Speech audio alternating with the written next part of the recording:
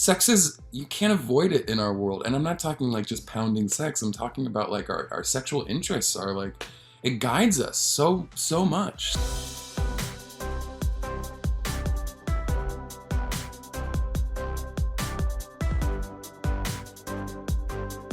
Yes, my first moment that I would where I initially go to is like a on-screen kiss, which I always find really fascinating and kind of like stupid because it's like, it's a kiss. It's so minor to a certain extent.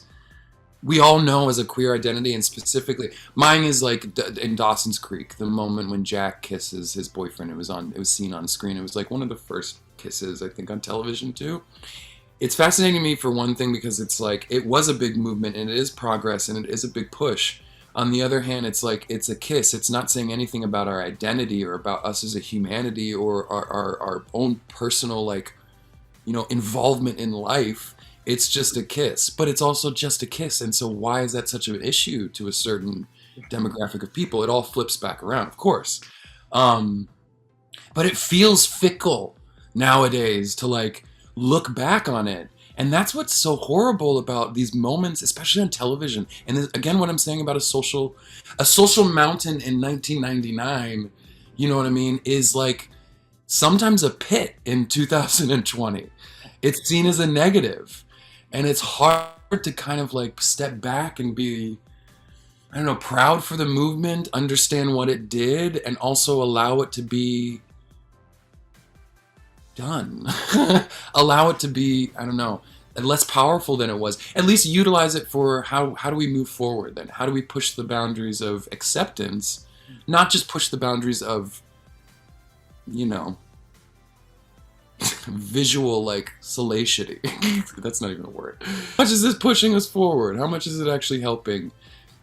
And I mean, I'll venture even to say, to play the other side, is like, is pushing us forward, does it need to be in the forefront? Is just living allowed? You know what I mean? Is just kisses on TV for kisses' sake something that is necessarily bad? You know, no. My moment was that, and it hit me hard because, you know, I was obviously I was more knowingly than not, I was attracted to Jack, incredibly. But I think too, because